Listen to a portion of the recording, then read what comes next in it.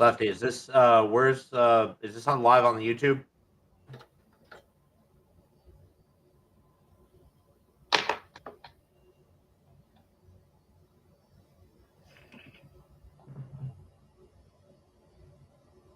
Oh, what's up, Jim? How we doing? Pretty good, I think. Oh yeah.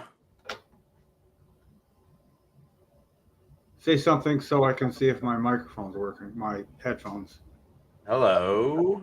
Happy New Year. Hold on. Do it again. I got to plug them in. Happy New Year. No, they're not working. Oh no. I hate that.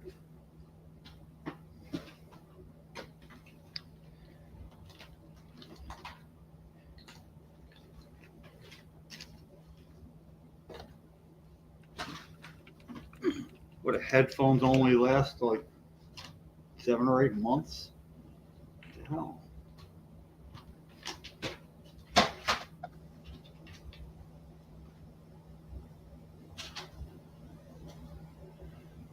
Why would you be here?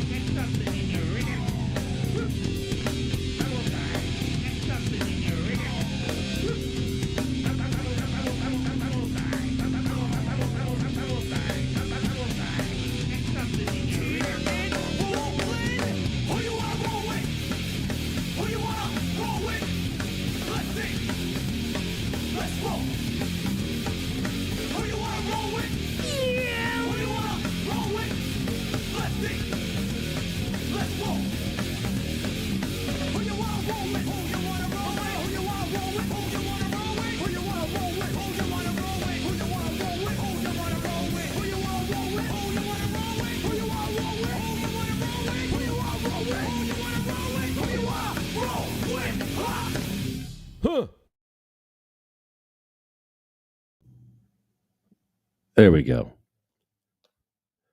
Good afternoon, good evening, good morning around the world. Welcome to the Sativa Cross podcast, coming to you live from Mad Hatter Dispensary in Avenel on Route 1, where the Edison leak is leaking.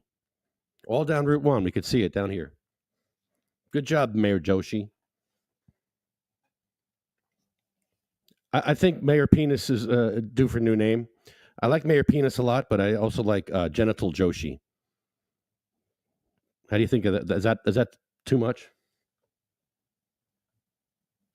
I can't hear you. Hold on. Is that me? Hold on. Oh, you're muted. There you go. You're unmuted now.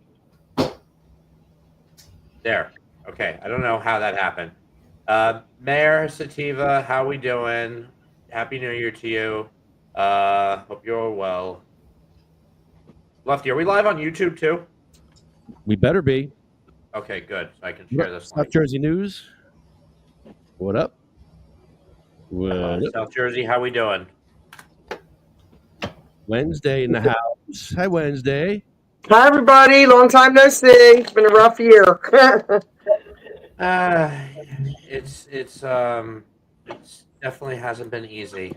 I'll say that much. Love the hoodie. I get the best swag. Yes. And can I just say for anyone listening real quick who was there or participated last night, I appreciate seeing everyone at the Bud Tenders Ball last night. It was a lot of fun. It was great.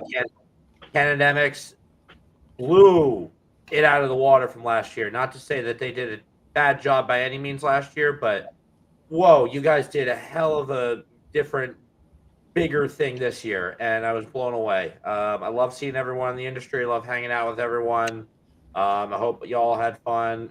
much fun as I did. And yeah, glad to see everyone had fun. And I didn't get to see who won the other awards other than the one Lefty told me about. Everyone they had last year, it was all at this Spanish restaurant in Newark. So we all were just like in one area. So they did the awards. But this year they're like, okay, everyone gathered to the second floor. And I was like, no, I'm not crowd trapping myself to the second floor. I'll listen for the awards. But yeah, awesome event. I was a nominee, but only for like 5 votes. So, What were you in what category? Budtender. Oh, okay, yes. I definitely hope one year I can get on that list. Definitely an admiration of mine.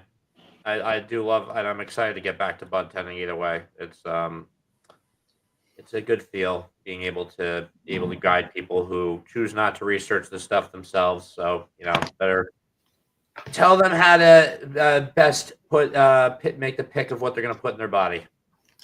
Wednesday, you did win an award last night. Sativa Cross and CMMNJ are part of the Homegrow Coalition that won. Oh, wonderful! Yeah, That's great. Trichoma Analytical is part of that. Green Dragon Hydro's a part of that. Excellent. Thanks for letting me know. We left around 9 o'clock. I think they were just getting ready to start, but it's a 2-hour ride. Yeah. And I just can't smoke like I used to. A couple dabs, a couple edibles. I was like, I'm going to have to leave now. Everyone's passing you something. Yeah, everyone's passing. It was a beautiful venue. The view was unmatched. Like the pictures that I got of New York City were gorgeous. It was a really nice time. Josh Alb, just what a great person to know. Oh my God, incredible. And then what a dapper jacket. Oh my God, yeah. But yeah, I had like hit up the Camino Gummy Girl like several times, and the OGs, and I overindulged a little on the edibles. I was like, I'm gonna have to get out of here. Who won influencer? Do you guys remember? No, I didn't hear any of them. I was happy to see that Mata won 2 awards back to back. That's good. That's good. Yeah, I think it was definitely. I wish I had read the flyer. Not that I underdressed, but I wish I had read it and it said "Wear your finest duds." And not that I didn't, but I would have wore different ones. I wore gear so people would know where I was from, and like I did not definitely see the formal wear in the notes in the memo. Well, anyone who knows me from these events, I have like my yellow and black outfit I usually wear one way or another. This year I decided to do something different, but yeah, I definitely try to dress up for these things a little bit. They're it's a nice thought to have like a big bougie cannabis event. So now we can say that we are an award-winning nonprofit. Yes, absolutely, and it's more merit to the cause. By far. So I do realize, and I apologize for my absence over the last few months. I was having some serious relationship issues. No longer have a relationship, so no more issues. Oh wow! Should be able to be more present. Gotta put your mental health first. I respect that. Yeah. Well, not to, but the breakup happened because, and I'll put this in quotes, I work in the weed industry. So. Well, then you're better off. I guess. I guess.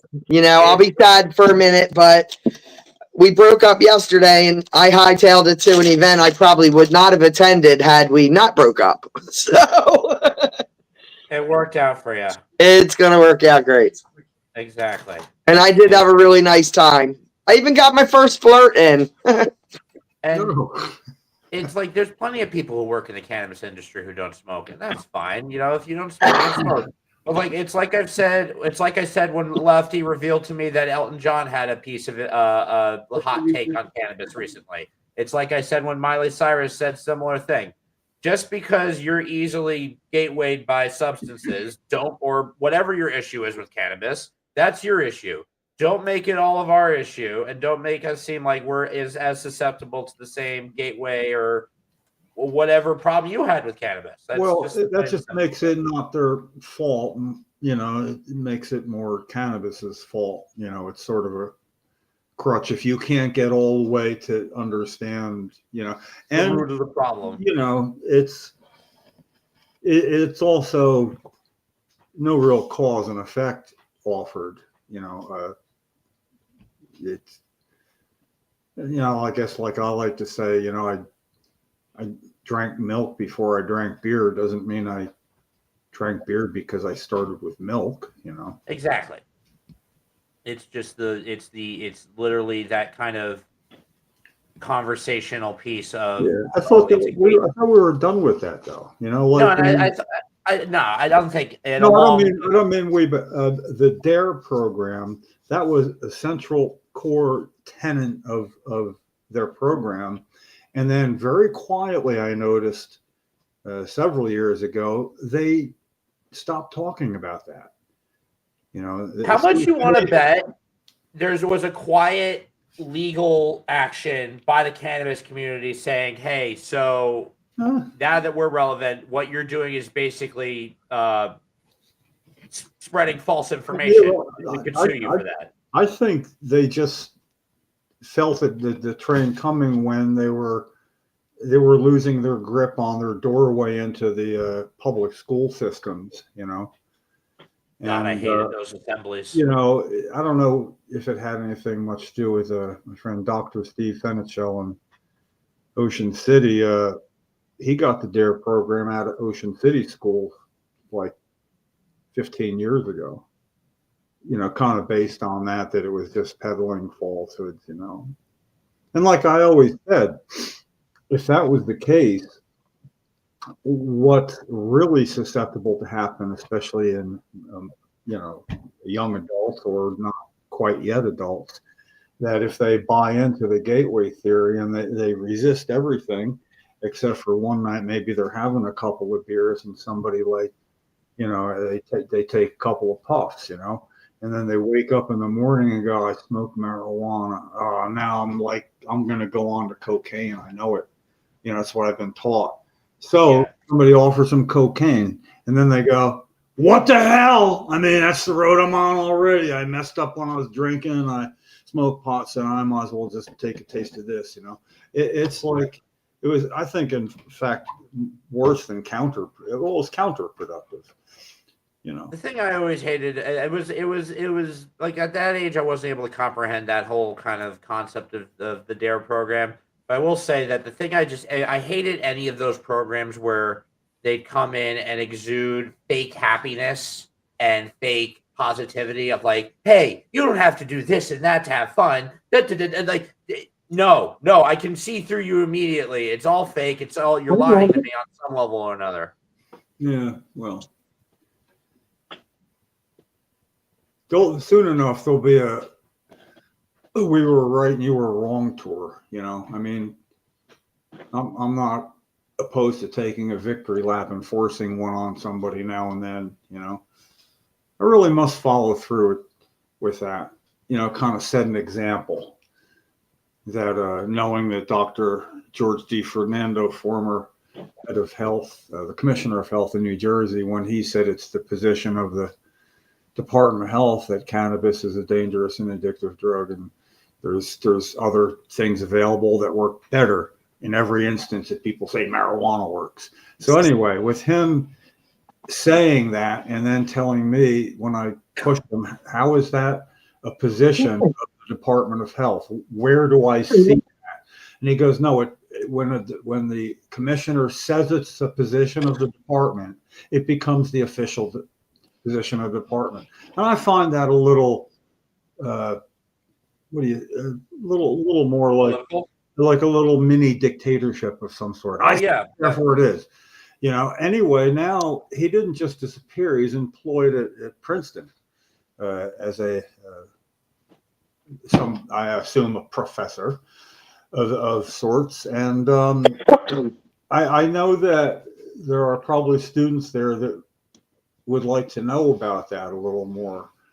And hearing it directly from me, and the thing about Princeton is when it's nice out, there's a lot of students out everywhere. I'm free to walk about there. I'm free to, hey, what's up? Wear a cannabis shirt of some some sort and say, I need a little support from Princeton because I have no standing to walk in and call him a poser. But you do, you're a student. How can I get this to him to where he needs to reply about him giving that position to the Department of Health? And he did so directly after hearing from Cheryl and me personally at an event in Toms River High School. The governor's having a town hall meeting and her entire cabinet's there, and you get to talk to them. So we did. And it started off nicely enough with Cheryl throwing up on herself in the parking lot, and it's time to go in. So we didn't have time to do anything other than clean up as best possible. And then go on in. Started out like that and saying sorry about being a little unkempt here with Cheryl, and I explained that, but it was important enough she wanted to come in anyway. So with all that, that bastard goes and says there's stuff that works better and it's the and so anyway, I'm gonna go on. I think maybe I'll initiate that tour. I find a couple of students at Princeton that say, well, hell, I just got to find some that have their parents' High Times magazines and say, hey, it's Freedom Fighter of the Month twice in 1 year with Cheryl. And they go, oh, cool. Whatever it takes. I don't know. I feel like the school kids you're working with currently, the better approach is just to approach to the aspect of that part of students that they think they know everything. So you come to them with a real issue like, hey, shouldn't we be free to grow at home? And they're in college, so they're probably smoking and probably are. If we can rub George DeFernando's face in it publicly a little bit through them before me, then I would go to that next. But my whole thing is he was wrong. He caused damage saying that. It wasn't really, it did not help things in New Jersey. With that hanging around, he had no basis of fact to say anything, and he kind of rubbed it in my face on the phone. What would be a good way of spreading that message? I don't turn the other cheek, by the way. What was it? There's this app you can get for your phone where you can rent out, I think, like 30, 40 seconds of electronic billboard time in Times Square, Manhattan, and have like a picture of his face with the text scrolling saying all of that. Run that for 30, 40 seconds. People will read that. So many people in New York just stare up while they're waiting. I absolutely think that would get the message across 100%. Nah. I ran that by and they said that may have some merit beyond what I'm going to do. But then anybody can do that. See, nobody else can do what I'm going to do at Princeton. My thing would be, if good idea, I'm interested in see how that would work out. Somebody else doing it.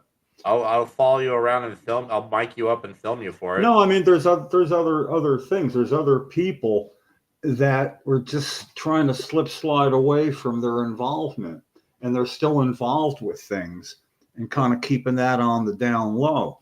And we were right, they were wrong about a lot of things, and it's beyond reproach right now. And I'd like an apology or an acknowledgement, or are you still of the mind that everybody else is wrong and you're right? Time to re-engage. If I'm reading the situation properly, and let me ask you to be just real with yourself, Jim. Do you think this is the type of person who's going to big up and man up and apologize? He probably has a chance if I do it right. You know what I mean? Like, that's the first chance to do it. If he stutters at all at that point, no, because he did rub it in my face like, you know what happened. You know what I'm talking about. When I say it, it becomes the position. So don't be bothering trying to find it written down anywhere. And then I dealt with a couple of the next two commissioners of health, Commissioner Lacey and Commissioner somebody else, and they were shocked, and they couldn't defend it. So I got no problem with them. They weren't going to say, we're going to make that not the position, because it's not. He's not here. There's been 2 times in my life I've heard of instances where someone has said, I thought of something, so it is. It's that and the unclassification theory. I think it's unclassified or it's fine. Well, which would have been a wonderful thing for you to throw back in their face. I would have loved that. If that was true of a lot of more things, and I thought it, therefore it is, I'd be in jail right now. You know,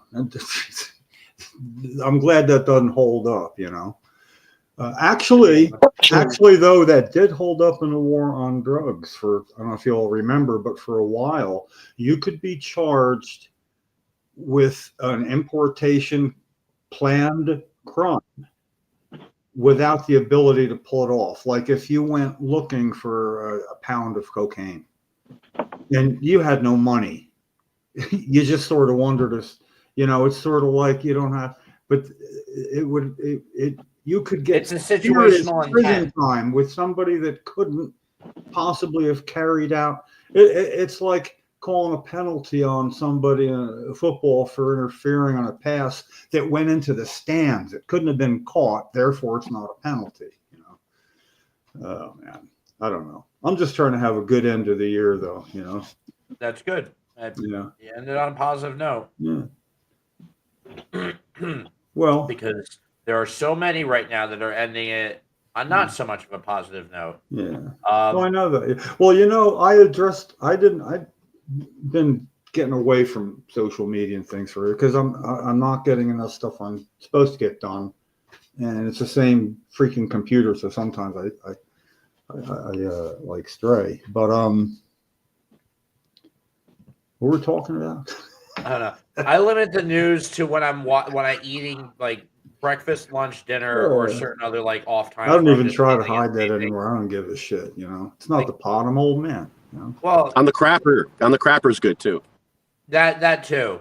But I was watching. It'll come yesterday. This pilots talking about that South Korea accident and how terrible that was. But the main thing that caught my ear was when they were talking about the theory of the bird strike. And the woman said, you see, there was smoke coming out of there. And we test these engines in the factory or wherever they make these by throwing frozen birds into these engines. We use crash test dummies for cars. We couldn't find a better way than taking actual birds, freezing them, and throwing them into these jet engines to make sure that. Yeah, they weren't frozen when they went in the first time, though. You're right. They should have thrown them in. No. But what I'm saying is, when they're in the plant making these engines, they will test them by taking frozen birds and throwing them into the engines. Yeah. I can't do nothing about it. I got to put blinders on with that. I mean, I like to know what's going on, but I can't let it get in that last valve into my head, you know. That just kind of how shit doesn't get down into your lungs that you're trying to swallow. Oh, obviously there's like a splash mirror or something like that, but like other than the fact that like, you know, get like a mold that's very realistic to the form of a bird, but don't use an actual bird for God's sake. Yeah, it's like that show Forged in Fire. 3 guys, they do metal work and they knives and swords and things like that. I find it interesting. I got no real interest otherwise, but they take a chunk of and you know they do all this stuff. And there was another show like that. But then to test them, they got 3 guys, and you know they test in different ways. But one is it's cutting power, and they don't have like real people or animals being cut. They have a gelatin bag of some, you know, stuff like that. So they could have used that. And we have crash test dummies for cars. So why do we need to like okay, that can be a doll. This needs to be an actual bird. Anyway, I was just I wrote it down. I could do it anytime. I remembered what I forgot before. See that? It'd be funny if you ask them that question point blank and they just say, "Listen, there are hundreds of lives on the line here. We have to use a real bird." Okay, the New Year thing. Yes, New Year's tomorrow. I found, I look back, I go, well, I haven't put anything, just volunteered anything of my own on Facebook, or hardly reacted to anything in like the better part of a week. So I wanted to put something up, and it's funny because it'll mean what it means to anybody. And I wanted to get, if you make a short statement, it comes out in all capitals. What are you thinking, Jim? It starts out until there's enough characters, and it goes down to regular size. And I said, what can I say that's all capitals in one line just to put something up? And what I have is, comma, a new year, period. Batter up! Exclamation point with quotes. That's all. Finally, a new year. Batter the fuck up, people. You know what I mean? Basically, I didn't add to the thing about in the changing of administrations is one might confuse this as still the Biden administration, but I think we see it's like batting practice before a baseball game. It really is. Except or bowling a couple of strikes before you bowl. But the thing is, it doesn't work that way here. It's already batter up. You know what I mean? I mean, they're already, and it's like nobody told them when to run. They didn't. Jim, I don't think you see how beautiful the baseball metaphor is. You can interrupt me. Just not when I'm quoting a lyric in a song, and I won't be interrupted. Nobody told them when to run. They didn't hear the starting gun. Yeah, that's by the way. That's you missed the starting gun. At any rate, yeah, it's batter up all. Yeah, left it finally. No, your baseball metaphor is beautiful because, like you said, you've got the test batting, you got the testing going on right now. And you've even got dugout fights. Like, literally, they're going at each other's throats. Okay, we need H-1B visas. No, we want them out of our country. And I'll tell you, at each other's throats. If one thing, what I'm upset about the way things are working out is it puts me in a position. I want the best for my country.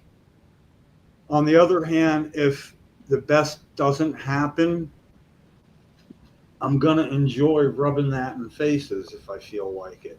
But should I? I mean, because I'm a kind of that is a so I am. If I could buy success for the other side of the fence forever, but in my heart, I can't wish it, and I feel like I can't help how I feel, though, right?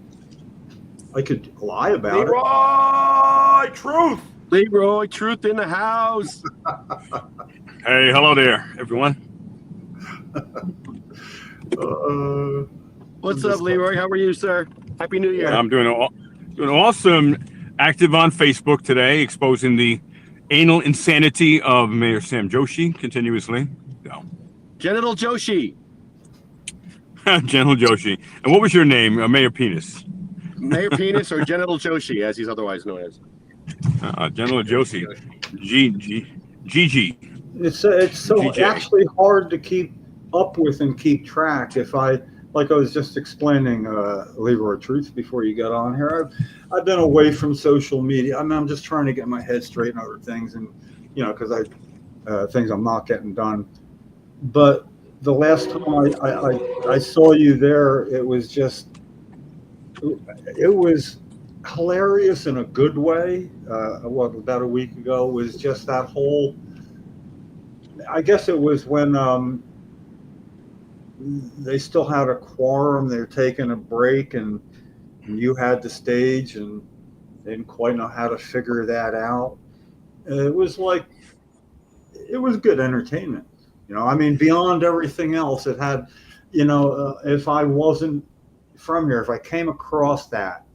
Knew nothing about it. That's how I look at things. I mean, obviously if it's ongoing, I know how people feel. But when it gets out beyond and you don't know who the hell is looking at it, I'm thinking that had that value where you say, what the hell? Awesome. You can do that? I didn't know you could do that. Is that a rule? Well, they're still there. Holy crap, So even if you didn't know the players, it still had entertainment value. So 500,000 people saw that video of the chief going crazy. Yeah, that's 500,000 people. That's wild. And I'm going to be releasing mine maybe tomorrow, my version of last Monday's meeting. And it took me between 15 to 20 hours of editing because we got so many camera angles. So it looks like a movie when I'm speaking, and then the whole Scalzo thing with the assault with a deadly belly, as I'm calling it. I have 3 different camera angles I use, go slow-mo. So you can blatantly see the chief of police intentionally elbowed Scalzo and then over-exaggeratedly jumped away to dramatize it. And I want to use this, and if we can all use this to contact Trenton and the state senators and assembly people to make sure that they do not approve an extension of Chief Tom Bryan's post-retirement in Edison, New Jersey, because that's what he's going for. February, he retires. And I'm new to all this. You probably already know all this. It's just so, Lefty, you gotta get that I'll make sure you're aware. What that's called is in sports is flopping, especially in basketball, flopping, where if you don't have a camera angle on, somebody does that and barely touches, the person goes falling back, you might get a foul. Happens in football too. You roll a little farther with it, but sometimes it's just it's too obvious sometimes, because basically it would look like that, but sometimes it's like, oh, then it's like a delayed reaction, and it's so easily spottable, But right. Anyway, when you're telling somebody about that, like you could fairly relate that to flopping in sports. Look it up on YouTube, basketball flopping. Look at Caitlin Clark, man. Oh my God! I like that to know the term, and I personally know of that because I was assaulted by a riot of people led by City Commissioner Wendy Guyan of Union City, New Jersey, and they were all hands-on pushing me out of a building. And right before I fell down, or right as I'm falling down, actually, as I go out of the building and fall backwards onto the concrete sidewalk, the commissioner, who is the one who blatantly led the riot against me, she's hands-on, she flops and goes backwards, claims injury. 911 is called for the first of 2 times that day. They declare her an EDP, emotionally disturbed person, in the ambulance because she's just faking so dramatically. And then someone even claims I put her in a coma, even though we all have it on video. We got 3 different video angles showing she flopped.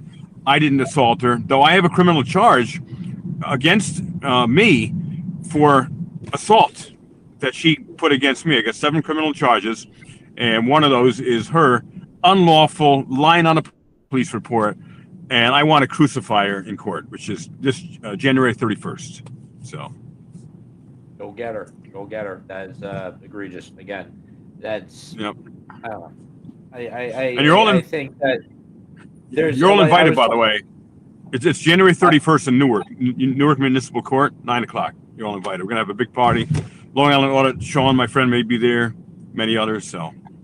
And there was this, we were having this discussion before you came on. I think Jim was talking about, do you take something along the line of with these situations, especially with the incoming attitude and whatnot, do you take the high road with these wins, or do you really go and shove their face in it? And I think there is a precedent generally for a lot of these situations now in the coming environment where there are going to be a lot of times where people are overextending their arm like this. They have done wrong. At some level, though, I feel like there's an incentive where we have to be the bigger person. And I'm not saying let people walk all over you, but I'm also saying don't give anyone an excuse to make you a statement that you have an unhealthy obsession. That's just the world we live in, I feel like, right now. Yeah, I agree to a point, but there's never, to me, a dividing line. It's not, okay, we shouldn't. And there's a point, especially if you're going to be then dealing with this person more in a constructive way, you don't want to jeopardize that. But if a person will not acknowledge a wrong course of direction, and they have the power to change it and don't, that's when you got to make that call. The example I gave, yeah, I would agree more often than not with what you were saying, but there's also certain throwaways. They Of course, generally, it's a and what it situational thing. Well, it's not beyond. It goes beyond that. It's how do people? What's their perception of what you're doing when you crucify somebody, or in my case, rub their face in it? What's the public's point of view going to be? What's their view going to be? Because Happy New Year, Dave. Perception is more important than reality. When you're getting some, unfortunately, that is true. We can talk about that another time if you don't think so. Michael, Happy New Year. But basically, it's perception is what people vote on. They don't even know reality. Everybody has a perception.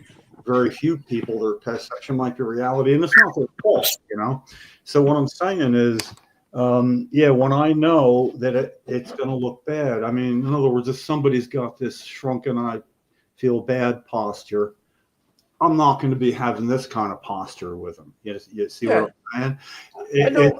But it's called a proportionate response for a reason. Yes, I would want to make. I do think we do need to measure those proportionate responses if I extend a lot more. an olive branch to somebody and say, let's talk about this honestly. And a former head of health in New Jersey, George D. Fernando, it'd be like, you made this statement back then, you made it part of that, and it's something we can agree on. We were both there, and there'll be nothing but head nodding through then. And I say, let me ask you, how do you feel about that now? And in other words, that's an open-ended question. What path does he take then? That's when the true colors come out. And if it's even a good trying to fool me, I'm good with that.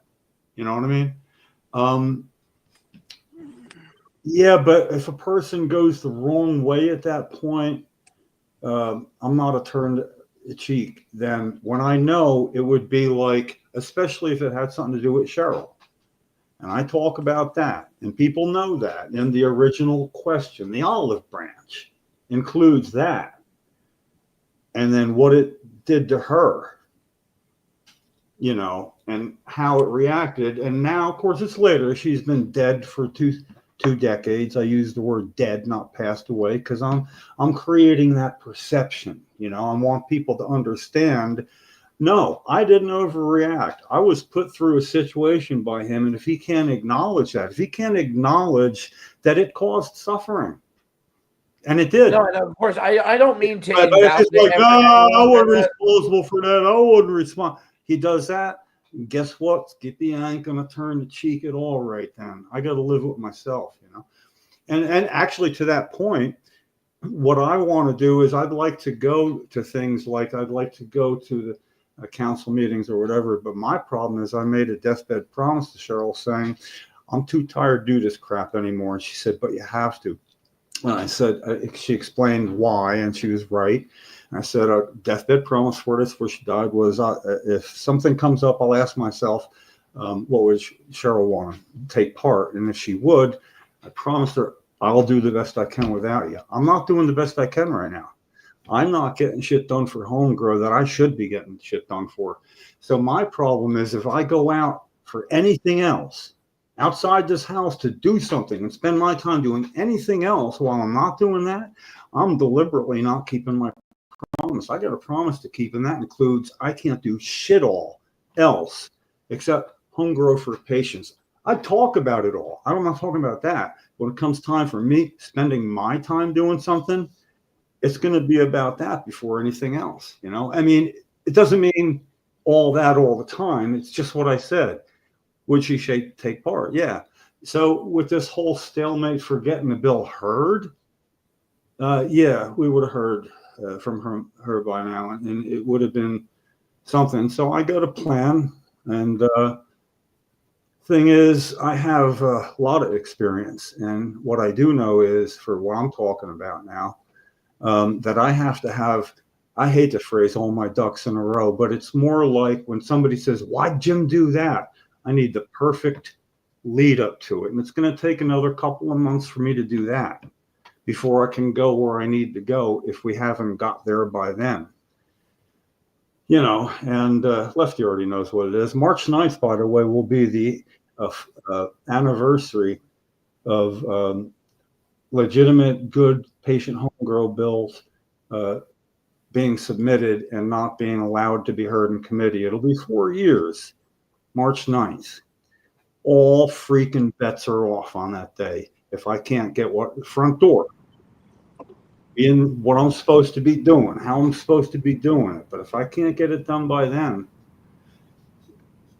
Well, if you want to speak to Mikey Sherrill tomorrow, Mikey Sherrill will be at the Dover council meeting, from what I hear. There's a reorg meeting in Dover tomorrow. I'm going to be going to talk about a few things. And Mikey Sherrill might be there. So I'm going to talk about home grow for disabled vets, because disabled vets are going to be, she's the congresswoman up here in Morris County. Congresswoman.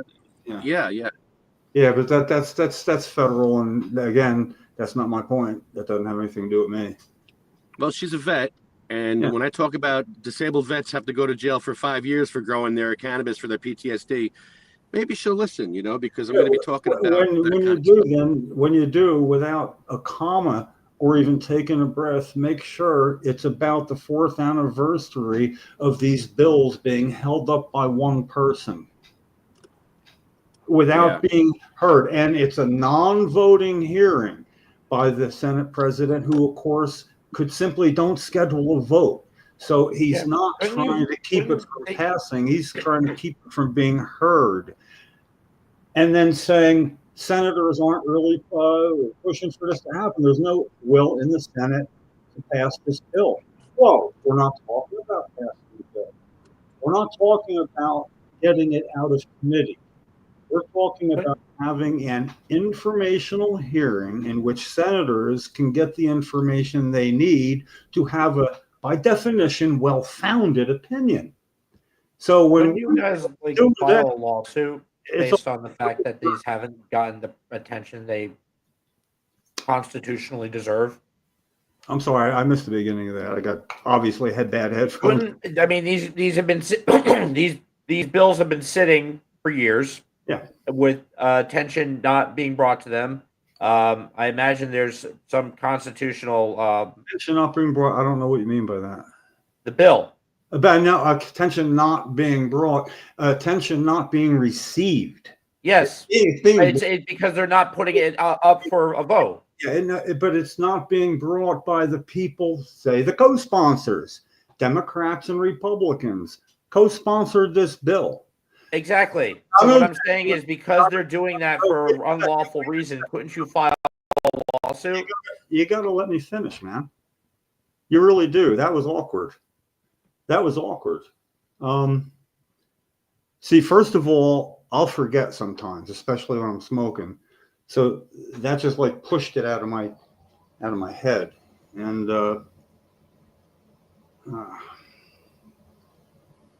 you have to remind me what we're talking about. Oh no, this won't be good. Well, the thing is, the co-sponsors have not asked him to post it. Republican co-sponsors, the minority party, some got the balls to co-sponsor it, but refuse to ask him to post it, so he will say no. And, but I actually forget exactly the tenor and vein I was going to say that in, though. I apologize for being, I'm a lot upset with myself because I forget easily. And generally, if I don't stop talking, the other person will, and I can explain that, I'm going to forget. I got a thing with my brother because he has the same thing. When he does that, or I do that, and I'm making notes so I don't forget things when I remember. I kind of got a handicap there,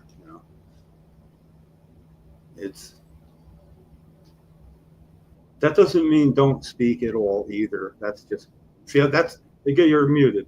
You're muted. No, you're muted. Your mute button's on. He muted me, but that I didn't know I could undo that. I have the same issue but the problem is that I can't hold on to a thought for 20 minutes. Oh, yeah, you and me both. All right, so I apologize for getting, for going off the rail a little bit, man. I like you a lot. Okay, I do, and I enjoy your company. I'm glad you're here. Yeah, I'm So not trying to rudely interrupt you. I'm just no, no, can't hold but on no, for yeah, 30 minutes. I understand. Okay, my bad.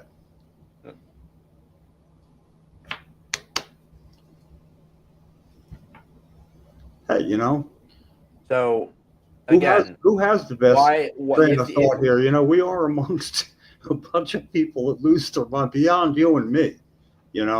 Hard to hold a train of thought. So go for it. Because these bills are being kept from being voted on for unlawful reasons, couldn't you guys file a lawsuit for? Yes, you know what? Somebody else brought up that possibility that knows a little more about this than probably both of us. And I didn't understand exactly the what he was saying. And at the time, I think it might have been Chris Goldstein, but at the time, I wanted to hear what he had to say. And if I was going to try to understand it, I probably wouldn't have anyway. And but the whole part of that is if he thought this is a potential, yeah, this is like something. We can do along with everything else we're doing. I have no idea who to ask, to do that. I don't know who to ask who might tell me if they knew, because they might not think it's a good idea. And I'm just not going to name names, but there are people who would know if that's possible that would be like, but boy, that would really piss Scutari off. It's a constitutional lawyer, probably. Yeah, he's I guess it almost echoes what I'm seeing on the national stage, that what I was just talking about, that people who co-sponsor the bill don't want to ask him to post it because they know he doesn't want to post it. Them asking officially and him refusing gives me ammunition, but it pisses him off. But it's the opposite party. I think they're greenwashing with their support, their co-sponsorship of a bill, because Republican Party, especially in New Jersey, is the party of no for all things cannabis, including medical and homegrown everything. And they know, we know what everybody knows. But they've only got 15 members of the Senate, and 25 go to Democrats. Last session, the co-sponsorship was 5 Republicans and 3 Democrats. They outdid them. 1/3 of all Republican senators supported home grow for patients. That sounds pretty good, right?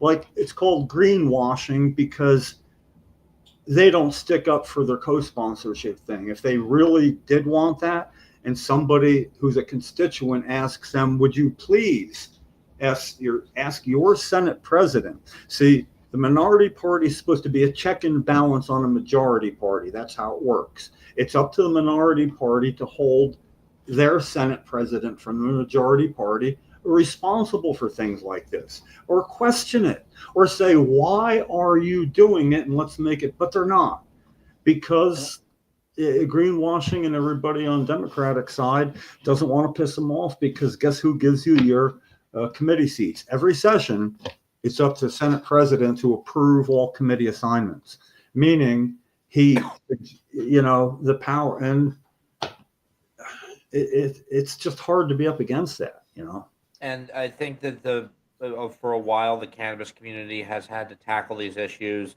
in a professional political sense. Yeah. And I think now we're dawning upon the time, like you are with this thing, where you need to tackle it from an aggressive stance and say, no, this is unconstitutional. You cannot ignore this issue. We have several states throughout the country that are recreationally legal, and even more that are medically legal. You cannot ignore this issue. You cannot keep it from being heard, and that's just that. And if while you're doing it, explain why to do that, and then the coalition occasionally asks about this, and he never returns the emails.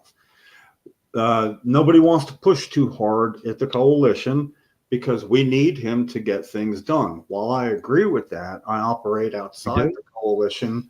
You're having a disclaimer at events, not to, trying to be able to act as an individual, which actually is kind of why Lefty was easily able to sign me up for being involved with Sativa Cross, because we lean a little more towards that, not like Neville Chamberlain, and his legacy is he agreed with appeasement of Hitler that you go ahead when you take Poland, we're not going to do squat, and you leave us out. Yeah, that's what we're going to do. Okay. Didn't work out, Yeah, it's sort of like appeasement for a real end game of your own. That's when it works. But Lefty, if anybody, is well aware how I'm burning inside to confront him. But I have no dirty laundry or I did anything wrong, bad, or whatever. And, it's easy for him to actually forget about me because I'm not ready to make a move. So I'm not going to poke him unless it's part of a plan, which actually coincidentally is starting about in the new year. And it's a plan that the end goal is by March 9th. I would consider the fact that he's ignoring these bills dirty laundry. Yeah, it is. And that's why I was doing like email trails for all people for a while there, but couldn't get anybody interested in doing it. See, the email trails were constituents, they get service from their legislators, and we have 40 districts.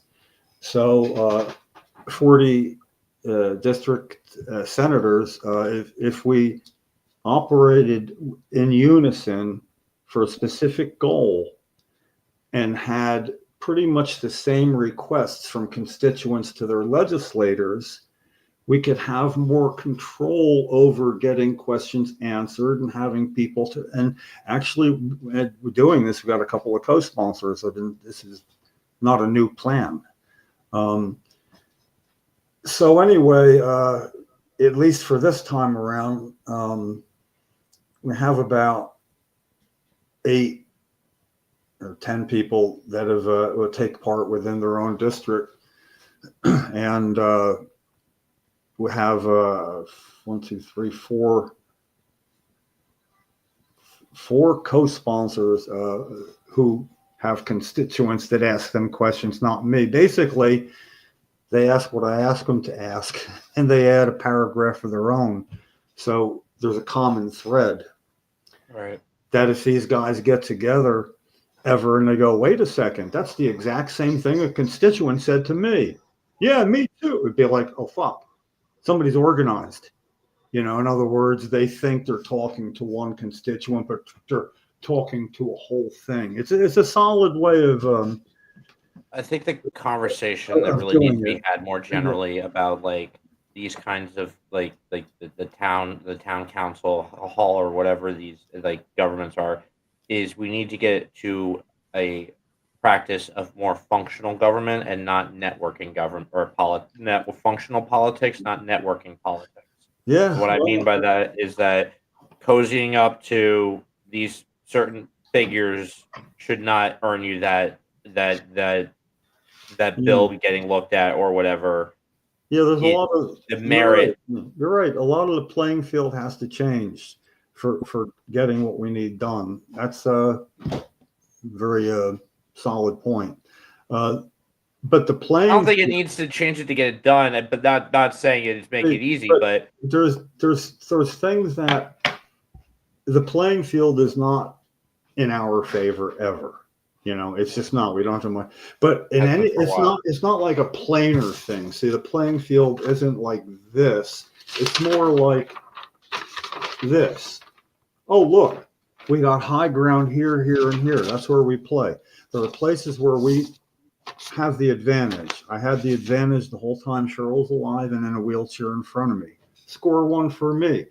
I use that to my advantage and gained every step of the way. So it can be done, but it doesn't have to be that dramatic and that easy to see even.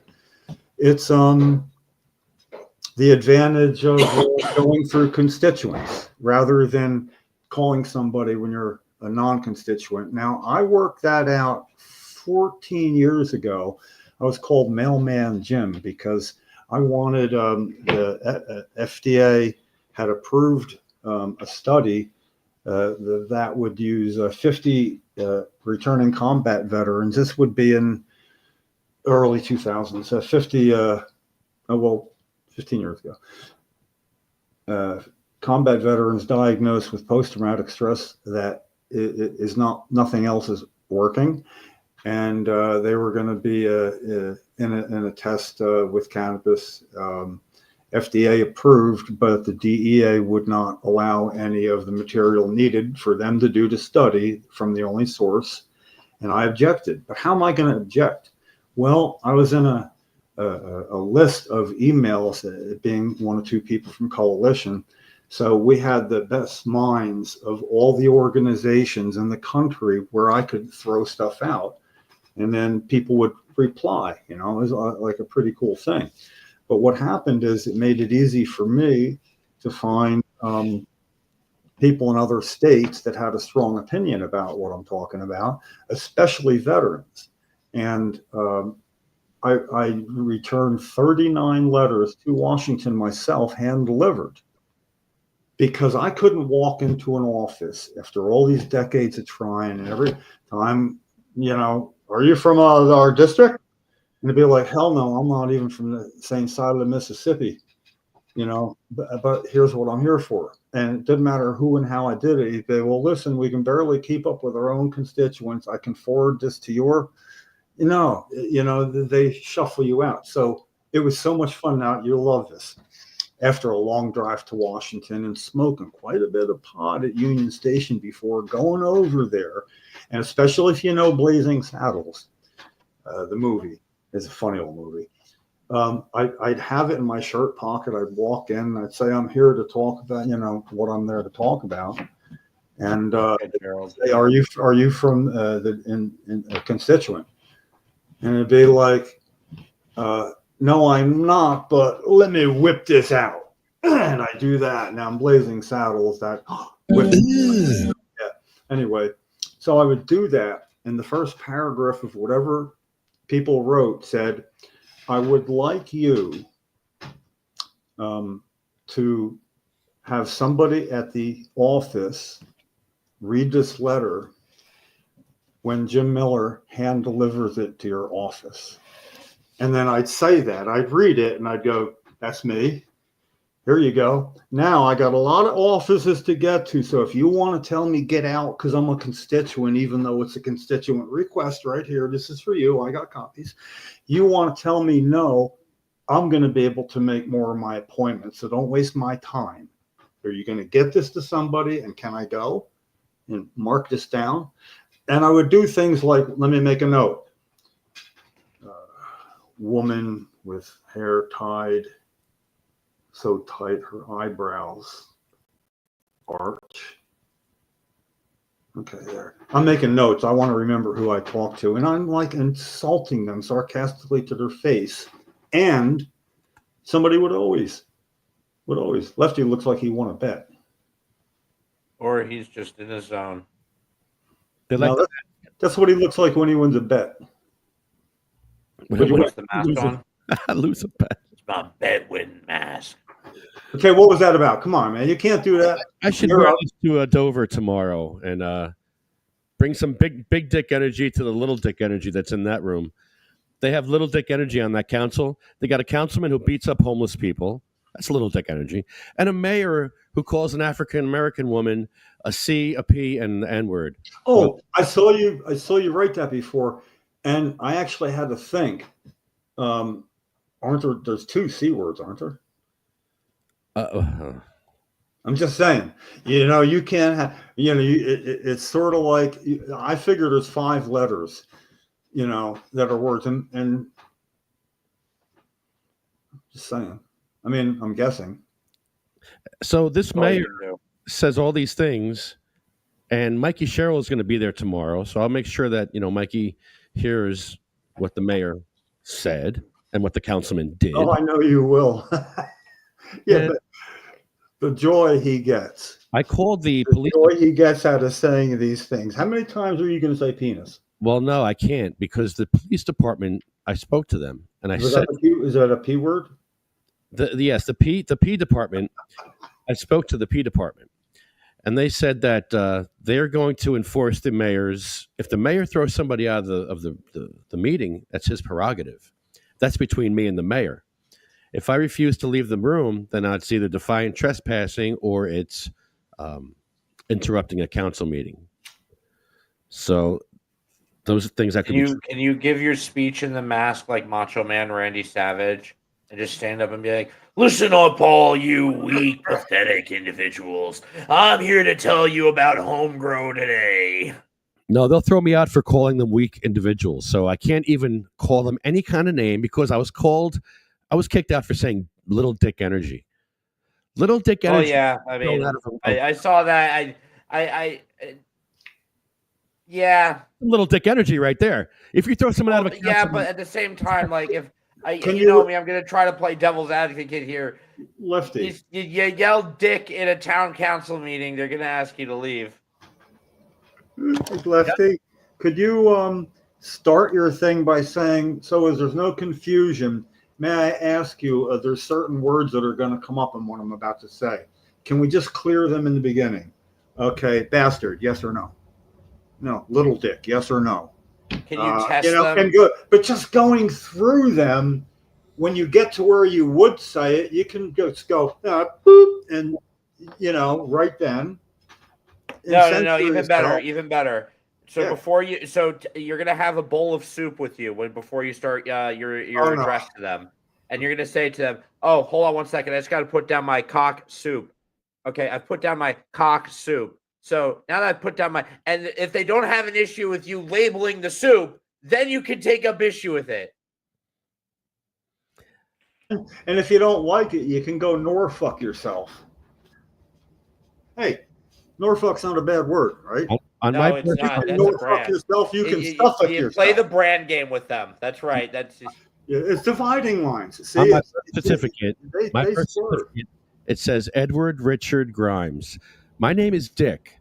So I was thrown out of that council meeting for saying my own name. Now, I've been through trauma over my name, Dick Grimes. Can you please get your name legally changed now, just to spite them?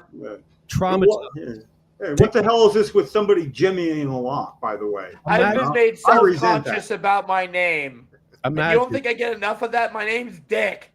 My name is Dick, and I had to take a piece and I did it to myself.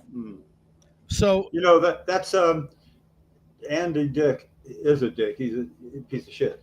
But anyway, his original jokes were, because his name's Andy Dick, and he go, "No, my real name is Andy Penis," so I had to change it to Andy Dick. His name is Andy Dick. My parents hated me. My parents knew that I'd be going through hell. My parents hated me. Dick Grimes. Like, there's a race car driver named Dick Trickle. Well, my name is Trickle. It's worse than Dick Trickle. And let me tell you something. What about if your last name's Hunt? I wash my hands before I touch my pee-pee. Right? Your parents told you to wash your hands after? No, that's if you pee on yourself. I wash my hands before I touch my pee-pee. That's how clean I am. Don't ever say I'm Dick Grime. Dick Grimey, because I'm not Dick Grimey. I'd still call you Dick. I would call you more. I'd call you more after that if you gave me that explanation. Look, I'd like to join you at this meeting. So when we could do a who's up next, but replace who with Dick or cock. So you just say who's up next. Dick's up next. Who's up next? Whatever the bet is. But do it with dicks. There's a drinking song from my teenage years. It's took my gal to a baseball game, sat her up in front. Along came a fly ball and hit her in her country boy, sitting on a rock. Along came a bumblebee and stung him on his cocktail. Ginger ale, 5 cents a glass, which rhymes with ass or whatever. But it's exactly what we're talking about, you know. What did you say? What did you say the mayor called her? A D, a C, and an N? Yes. Okay, so you go walk in, you say, "Hi, my name is Dick," and you were throwing me out for my name being Dick. You're pointing out the fact that that man called that woman a Nestle. Use the brand name again. A Nestle, a Dunkin', and I forgot the other word now. That sucked, but. If I played his video of him saying those words, I would be thrown out for his words. Yeah, replace it with. But so you can say them out of context, though. I mean, in context, like like when you're in court. I don't think there's any other way to say that N word in other contexts. Yeah, I'll tell you that right now. Yeah, no, there's a couple of words. I mean, if you're in court and the judge says, but you have to say it, So say the Spanish. But look up on YouTube. Samuel Jackson was being interviewed by somebody, and the guy said something about how he did something about the Matrix, and they go, "The Matrix? Talking about Lawrence Fishburne. I want to know, what, do we all look alike?" And the poor guy, and he wouldn't let him go. But then he said to him, "Have you ever said," and he didn't say the N word, he pronounced all of it with a hard R at the end. Samuel Jackson asked him, "Have you ever said?" And, "Oh God, no, I've never." "Never in your whole life?" And the poor guy went, "No, never." And I believed him. And he goes, "Well, say it. I'll give you permission. Go ahead, say it." "No, I can't." Yeah. And I'm thinking, the trap. The thing is, it's how you mean it, not how you say it. But that's the dividing line. But if you walked up to somebody that didn't speak English, smiled at them, reached out, and they shook your hand, and he said, "Oh man, you can fuck yourself because you're the ugliest bastard I've ever seen in my life," and he's going to be saying, he won't know what you're saying. So it's just gutturals. I mean, there are the But that's like people that are aware of it, though. It's like, George Carlin made his bones with that, the 7 dirty words, and really seriously, the man was a genius. Even back then, it's kind of funny, and to hear him do that, but we've been doing it ever since, and then not so much in other countries where you can say all sorts of things on public TV that you can't say here. We're more prudish of a country than most. What was it, Lefty? I just sent you something that's a perfect example of what we're talking about now, because what you were just talking about, at least the person who was put in the corner with that had some shame and didn't want to say it, and there was awareness of the word. Lefty, if you choose to play that is someone who just is so dumb they don't realize what they're saying. Have you ever watched Ryan Lochte's sister interviewed, like back in like early 2000, late 2000s, on her trip to China? No, I know what you're talking about, though. Oh, it's astonishing to watch. She doesn't know that the word she's using is not a buddy reference word that they use in China. It's a slur. And she just keeps using it. Oh no! Well, look, that's right out of Cheech and Chong, though. I mean, Tommy Chong's driving his car and he crashes into somebody's front yard in a Hispanic neighborhood, and Tommy Chong, being his best buddy, going, "Hey, Bendejo, what are you doing? Ah, Bendejo!" And he was saying like, that's how you say hello. It's not. It's the opposite of a nice hello, but it was just making fun of the fact because he was genuinely thought that was, I forget The one that Um, lives rent free in my mind is that bit from Family Guy where they think the world's going to end. And Peter says, "Last day on Earth, last chance to do this. I'm going to go down to the black section of town and say the you know what Oh. word." And he comes back and he said, drenched in a crown and jewels, and he's just like, they respected me for saying it. Really? Well, Bruce Willis and Samuel L. Jackson were in a movie where he was Bruce Willis drunk and hungover cop in the morning, and he was made to hang a song with all the letters, not just N. And in one of the areas you would never do that, and Samuel Jackson, the black man in that neighborhood shopkeeper, saw him and saved his life. And it's still scribbles and words, but that's how we are. That's the playing field. So like, I know I can't figure it out, but the thing about playing fields is they don't have to be fair. You just have to really, you have to know where they are, fairly know, and then it's not fair. But that's why I say we got to exist on where we have that advantage when we're right and it's easy to prove it, and say, okay, Schedule 3 happens. All sorts of discussion now can happen because it's just going to be so much easier when something moves to say, that's right, we were right about that all along. Next up, and that opens doors. So I'm thinking here's another question. Do you think even like another opportunity for this is all this talk of deregulation and everything? Do you think that if cannabis somehow does get deregulated, that solves the problem? No, it'll mitigate the problem. And if it solves it, it'll cause a few more, but it'll be a step in the right direction. It's never going to be an absolute. That's a healthy way of looking at it. Yeah, I'm old. I've seen a lot of things and I've come to that conclusion. I try to pass it on to you all. No, I'm being serious about that in a way. No, honestly, on that, I'm real happy to hear you say that because it makes me feel like I can actually have an effect saying something like that to people. Normally it's going to go right over people's head, but it didn't go over your head. Actually, there you go. And on that note, I'd like to ask, what are your thoughts on Jimmy Carter's passing recently? It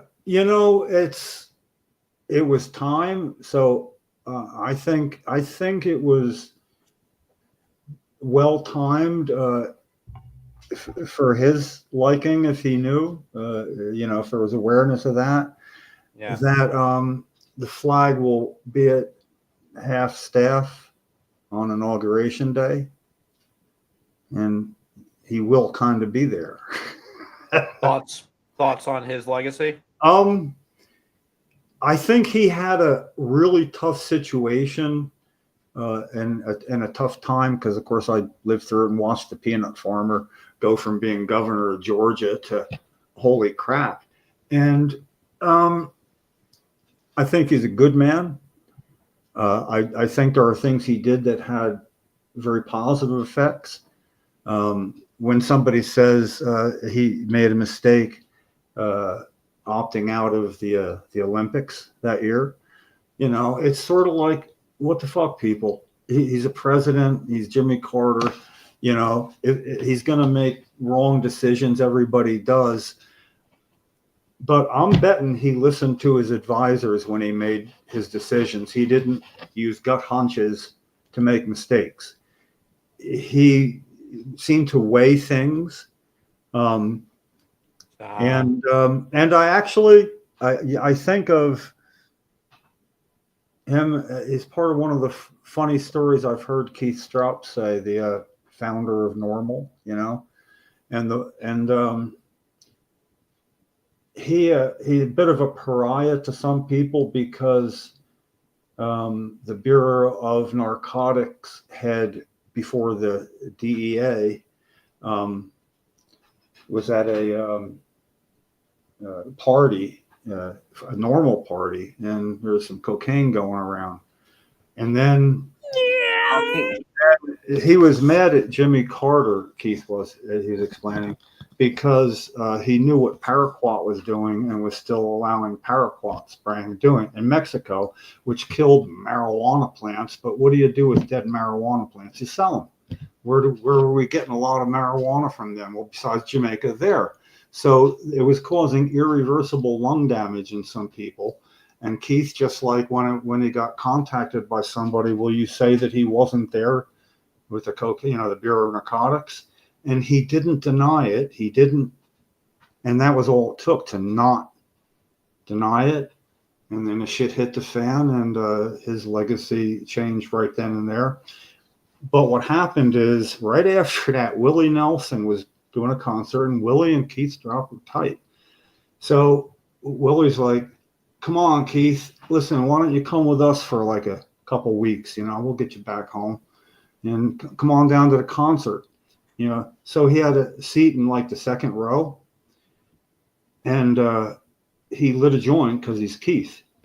And there's a tap on his shoulder, his Secret Service, saying the president is like right over somewhere else, and he shouldn't smoke a joint there. So he went backstage, and he sat down in a chair backstage, and he's smoking that joint. Secret Service man says, you can't be doing that. President's coming through now.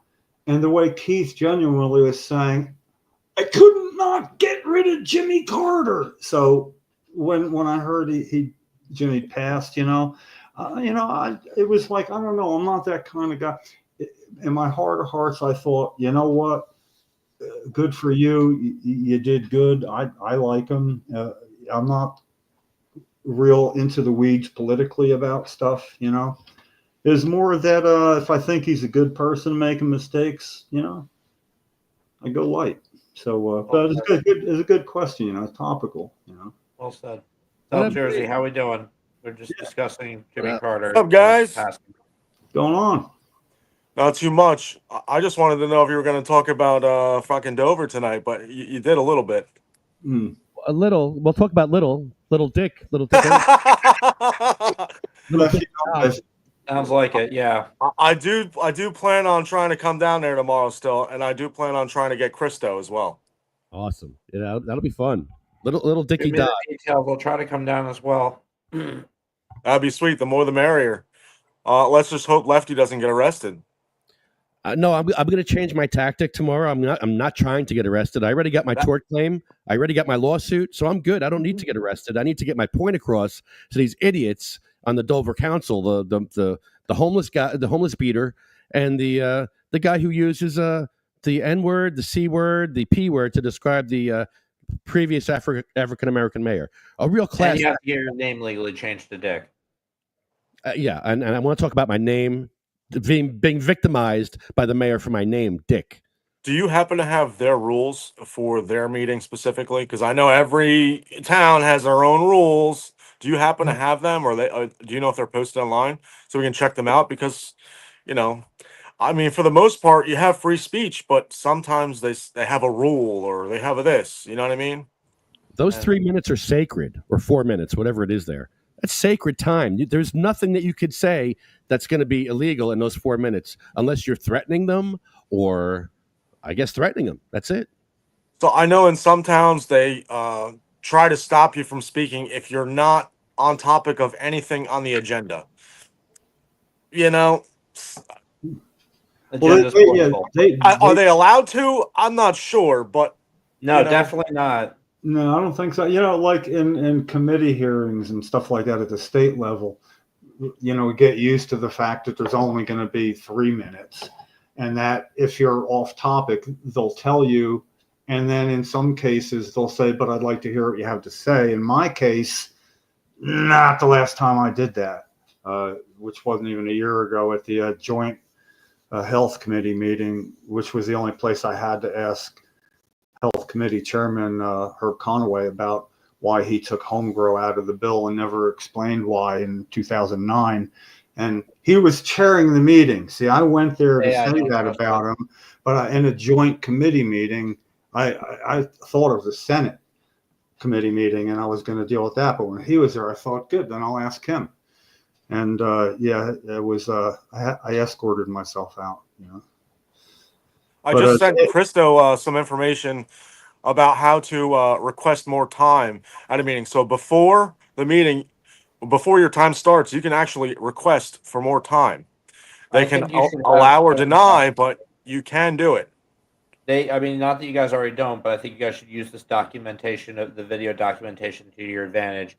Your time's being taken away from you multiple times. You have evidence of that. We were just discussing this before. I was discussing this with Jim about the Bills' anniversary coming up of not being looked at, and I was telling him that's a basis for a lawsuit right there. If you have something, if your rights are being ignored one way or another, and it's being willfully done, yeah, the only way they're going to list it is a lawsuit. And I definitely think if you guys are ignored your time on the floor multiple times, that's something you could absolutely bring. Say, Lefty, what about the rules there? Do they have rules, and will you be able to get there early enough to say, I'd like to see your rules? Do you have a copy of the rules so I understand? I want to make sure I'm obeying all your rules. And some, I might not be aware of, but surely you have a list rules, and it'll be like, well, during business hours you could have got it or something like that. No, But really, that's a good question. Yeah, because they should have rules if it's a public meeting, and if they had a rule that they're only going to take discussion on certain topics, would that really be violating any greater rules? I think so. It's the right to free speech. You're allowed to be. Yeah. You're allowed to talk Same about thing. anything Yeah, you want. exactly. Yeah. So, but to ask them, are there any written rules? They're going to say no, and then it's sort of like, oh, okay, now we get that. That's a problem because if there are no written rules, I would think there's no rules. Right. Oh, and also with speech, as long as it's not directed, like hate speech directed towards somebody, I think you're allowed to use it. So Yeah. you can say little dick. Well, which words can't you say? Of course, is dividing lines are crazy like that. But for me, seeing this group that I know most of them pretty well do this and have broken through to, okay, now we're going to straighten stuff out, and to see that it gets noticed, confirms that, yeah, people like the idea that they could go to their own town meeting and deal with stuff, and they're learning. So that's what's making it interesting for a lot of people. You can relate. What about this? What about that? The way I've learned to deal with these I don't think situations. people were aware that you could do what they're doing, that you could go that far. It seems spooky and scary if you've never been to a committee meeting and you're just one of the townsfolk, well-meaning, you want to straighten something out. I'm going down there. Knowing this is possible, I think, is going to, I wouldn't be surprised if town meetings like this, beyond the ones they're involved in, start getting a little more notice. But this is just like, I think they are going to start being noticed. I mean, there's a lot more and more people that keep coming because they see what's going on in their government, and it's because of people like Krista, like Lefty, like exactly. Mikey that stand up. They open the doors. Everybody needs somebody to open. I was that guy for decades in New Jersey. Google search Jim Miller. I believe it, but in your time, you didn't have the video like YouTube like this to expose it like that. I didn't have any of that. I had a dying woman who you could in a wheelchair, and that opened doors. That was cheap. That wasn't even fair. That wasn't even creative. But what I stood up for Lefty 10, 12 years ago. It was some things going on, and he was being accused of being over the line and misogynist and stuff like that. He was coming out of the shock jock era, and I was coming over, God damn it, you got a lot you could do. And I think I gravitated towards his way, and we met kind of in a sweet spot in the middle. And that's kind of where he is now. The Lefty is not afraid to go to the limit. No, he is not. I'm happy for that. The best part about Lefty, I tell everybody this right in front of him, is what I like about Lefty best is he wants to know why you think what you do about him. He doesn't want to defend. He wants to know what you think. He really does. He's that rarity And what I always say, and I'll do the brief version of the podcast, guy comes in hot on a bicycle, stops. Lefty's busy doing something on the podcast, and I see he's got a keypad, bungee corded to his bike. And I'm like, what's up? And he goes to Lefty, you called me a keypad warrior. I got my key, and he had his keypad. And Lefty's like, well, really got in with him, you know? And because Lefty wasn't defending, he's like, I did? Oh, that was wrong. Well, you know, and meanwhile, what, Lefty, 5 minutes later, he's having the best time of his life being your guest on the podcast. He had fun. Headphones on, you know. That was very disarming to bring a keyboard to a keyboard warrior fight. Yeah, but that's just how you are, that you're not looking to defend what you do. You're looking to understand why somebody takes offense at what you do. And back in the day, you know, when, you know, I don't have to be specific about how I went to bat for you. You know, I did at a meeting with women that were mad at you. They got shut up real quick, didn't they? Yeah. If you really think about it with those things, if someone's taking offense to something you do, you don't really like. I get lefties want to understand why, but here's the thing: at the end of the day, if someone has a problem with you commenting often, or standing up for yourself, or liking a certain type of music, or dancing, or whatever it is, it's because of some ignorance or insecurity they have. So it's not rational. It's not based within reason at all. So you can easily brush it off as the same thing as the homeless man ranting and raving to you about Jesus living under his skin. Don't need to listen to it. You don't need to listen to it at all. There's no. My hair was too long. I looked disheveled. I was not dressed properly. They would come up with anything to attack me because, you know, I was representing the cannabis community, so I had to be a certain. I had to do. No, I'm representing myself. I ain't representing nobody but myself. So sorry, you want to represent the cannabis community? Go for it. You know how many times I've stood up for someone or something, and I've had a slew of people coming in and attacking.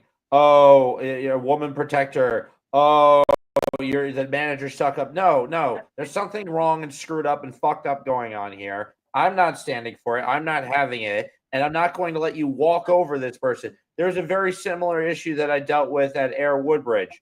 At the end of my time there was this guy that they hired, and no blame to the management at all. Like, there's just their policies on how they have to handle these things, but unfortunately they hired someone who was just a literal red flag, like bad with women and just very acid reflux kind of interactions with people. And he ended up, what in God's name is that, Lefty? That's Headley. Say hi, Headley. Hi, Headley. Yo, you know what I was doing, Lefty? I was watching some videos with you in it. Like, I think it was like a video of you like 5 years back with Wolfie Gladley, and you're outside like the state police barracks. And you're like, oh, you guys can smoke here in this area, but I can't smoke my weed that I have a med card for. And oh man, it was a great video. And then you smoked it anyway. It was good, man. I was looking back at some of the videos because I was like, man, Lefty seems like he knows what the hell he's talking about, man. So let me check him out. You know what I mean? And I was digging it through the videos, and I'm like, holy shit. Lefty kept going to Governor Christie's town halls long ago, when it became legal for him, and he would go say, where can I use my medicine here? And he'd talk, because there's going to be police there, and he would do that. And I got just such a kick out of seeing him where people were walking by. He's on a sidewalk where he's allowed to be, and he's smoking, and he's going, nothing to see here, nothing to see here. I'm just a patient smoking my medicine, nothing to see here, which is what they got.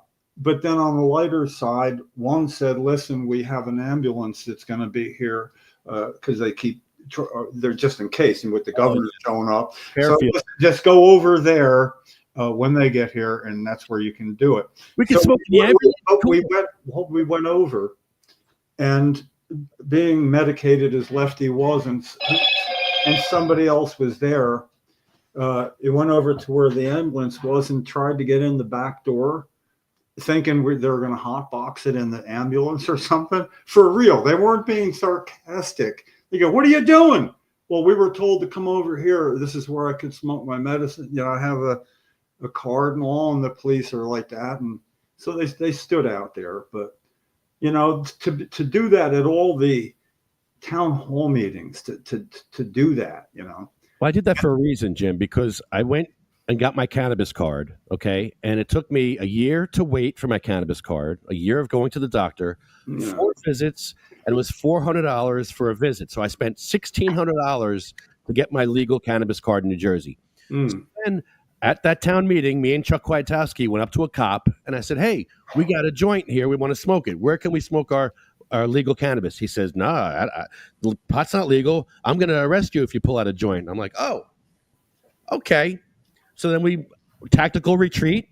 We did that, and we went back to the council meeting because Is that a lawsuit in itself? a lawsuit. Yeah, Probably, because you had it legally, and he said he was going to arrest you. yeah. Yeah, You know, it was definitely something they got away with a lot in the early stages of New Jersey That was cannabis. bad. So I medical said, cannabis. we're going to go to police stations and let the police know, because if they're coming for me anyway, if I'm going to get arrested anyway after spending all this friggin' money and all this time, shit, I'm going to play offense. So, and we started playing offense, and the best defense is a good offense. yeah. Absolutely. And you know, without a doubt. with the governor, I went to like maybe about 18, and I think you were at just about every one. But I would also then go in after he got there and try to get a question answered. But you know, when you're outside and then he's not going to call me. And I went. It took about 2 months till finally in Belmar he called on me, and when he pointed, I looked around to see who he was pointing at, and then I looked around the other way, and he goes, "No, you." And he knew who I was, and he knew a question was coming about what it would be. And you know, it explained to him that he was saying at one point to somebody that I was yelling at him, and I got to explain to him I wasn't yelling. You were far away. If I talked to you, you wouldn't hear me. You were like 75 feet away. So, you know, oh, that never got out. But Lefty, with his going to all the police stations in 565, 66 municipalities. And, you know, I went for a few back in the beginning. And it was like, I think, a really noble thing, because to go on in and find out that the police in charge of enforcing the new laws where people can't smoke who have registration cards, which is the only thing New Jersey got right. We have a good ability of patients in New Jersey compared to other states with better laws. They can't smoke like we can here as patients. And to find out, to see that they had to call, in most cases, municipal prosecutors to ask for guidance on the spot, because they were being put on the spot. And I thought, it's so simple. I mean, he walks in. My name is Edward Grimes. I'm a registered New Jersey medical cannabis patient. I have some of my state sanctioned and bought in the state medicine here. I'm in pain right now. I'm going to go outside and use my medicine where it's the closest place to here I can use it without you arresting me. And that alone is just a step that should It was have it. to happen. You know, how long does a checkmate take? But it was a necessary thing, because when he did Trenton, the woman who was in charge of that, where she was then, I guess she was, what do you call it, desk sergeant. She said, I have 8 people on patrol right now who do not know this. When she found out and clarified it, and it was like, just short of thanking Lefty for doing the Attorney General's job of New Jersey, and he sent out memos that were used like in cat litter boxes and you know, to wipe shit up. I mean, nobody knew. So Lefty exposed one of the shortcomings of having a whole new law like this is You have to really do it with police that'll be enforcing the law beyond just dropping off a notification. There should have been certification after that. It's a brand new thing. There should have been 12-hour course to get signed off. If you take the course yet. Jim, On that note, do you know on that about the new? There's like they're trying to make it so that gun owners that have a med card Mhm. are barred from owning a gun. Well, they are. I don't know about barred, Sure. but No, yeah, so because it's federal. no, I'm not saying I doubt you. I'm just saying I don't know if they should. So now bar New them. Jersey kind of allows it, but the feds are coming in and checking. Yeah, well, it's like when they, obviously when they applied for a license for the gun or for whatever they're buying, they have to fill out that they don't use any illegal drugs or any whatever. So whether or not it's legal medically, it still was federally a Schedule 1 substance. I think going Schedule 3 is going to open that door a little bit wider. But to Lefty's credit, I think one time we called up the National Rifle Association and said, why don't you stick up for gun owners who are patients? I mean, wondering the same thing back then. But you're right, it is. So it's kind of like a don't ask, don't tell. The problem is if you're a patient, you can't fill that. If you fill that out that you don't. Who I feel bad for the most it's the veterans because Hell yeah. They fought the good fight. You know what I mean? Whether they were in a war or not, they were they stood up for this country and they fought for our rights and they're fighting for their own rights. So to possess a weapon, I'm a big gun guy. So like I own a lot of different guns and things like that. So I mean, I don't smoke. If anything, right now the environment is just a little. I just think it's crazy because I don't see anything wrong. They didn't bar alcohol. You can drink and you can freaking have a gun, but it does ask you in the questionnaire. It says, "Are you a habitual drunkard?" But I mean, what does that mean? Yeah, you know what I mean? Yeah, define that. Yeah, what is that? You can drink, but Not habitual, it's a very slippery slope. Are you? You have to get your guns first. Get your guns first, and then That's get your right. medical card. Yeah. Right. That's But what- then it's like because every time you buy a new gun in New Jersey, yeah. you have to fill out the same question again. I didn't And know. if you lie and you say you don't, you can actually go to jail. Yep. Yes. Yeah, you don't want to lie on it. Well, look, you don't want to lie on a gun. And that's a big issue, and I think especially for the veterans, especially. Which then begs the question: what if somebody said, "Okay, if you're a veteran, that will be an exception." And But it shouldn't be an exemption just to veterans. I understand. Yeah, I understand that. But I like this is the style we use to get post-traumatic stress added as an indication. It wasn't in the original ones, and it's 2006, and we had 3 veterans that we made sure got where they were going to testify when they need, because we had experience doing that. But we had to be very clear to everybody, it's the veterans who are opening the door. But what about rape victims? What about child abuse? All sorts of post-traumatic stress. And the thing is, veterans you can't mess with like that. And that's exactly what it did. And that was the first bill that Christie had to sign after saying he wasn't going to allow any more new indications. And we challenged him to that. And The problem is with that also is once you start saying you have PTSD and you have some anxiety, they also want to take your guns. Yeah. Well, that part you don't say. You say, I'm better now because I have cannabis. Thank you. And a gun. Yeah, the thing to me, obviously, it's the drinking and firearms is often going to be a problem, and it's not really against the law like smoking, which generally is going to be less of a problem. And it's safer. Come on, guys. Come Yeah. on, guys. Mm, Who do you know that got into an accident freaking smoking weed? Or shot anyone. Yeah, or shot anyone. Jeez, come on, guys. I get, Anyway, you know, On now that note, it's guys, not. I have to head out for the night. I just want to say Happy New Year to you guys. Happy New Year back I in. love being a part of Happy it. New Year, This is brother. awesome. I can't wait for 2025, despite all the chaos it's going to bring.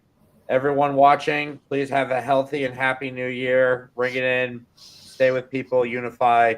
And keep fighting the good fight, guys. All right? We'll see Happy New you Year, brother. Thursday. Happy New Year, bro. Take it Happy, easy, guys. happy.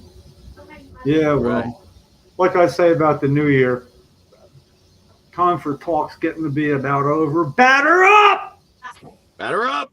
I'm looking forward to better prices this year. So my New Year's resolution is I'm not going to waste the money I save because prices are going down. And I'm really freaking happy about that. I got to tell you.